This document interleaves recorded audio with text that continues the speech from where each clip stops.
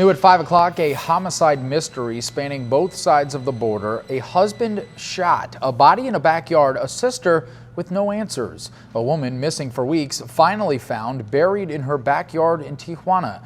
10 News reporter Mackenzie Maynard sat down with the woman's sister in Chula Vista. She was the one to find the body. It had been weeks since Erica Gonzalez had heard from her sister Fernanda when she got this tip on social media that led her to take things into her own hands.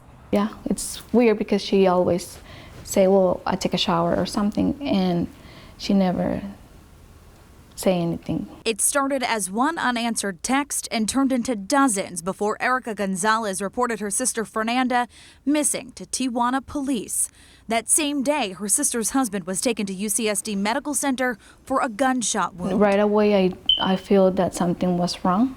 Her sister's husband was unable to answer any questions, so she took to social media for help. Any information that helps find my sister will help, and to please call my personal number. But it was one phone call that changed the course of the search. That same day, somebody called me and told me to keep looking for my sister because she was already dead.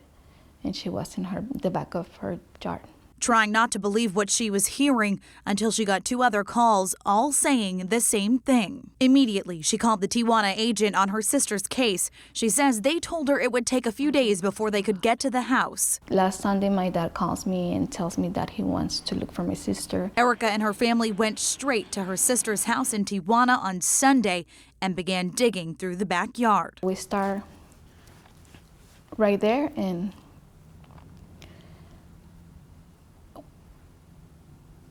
we saw my sister. At that moment, finding her sister buried in the dirt. She started screaming and walking from here to there, not knowing what to do. 2 days after finding Fernanda Gonzalez's body buried in her own backyard, investigators Tuesday taped off the road to search the entire house, looking for answers. Mackenzie Maynard, 10 News.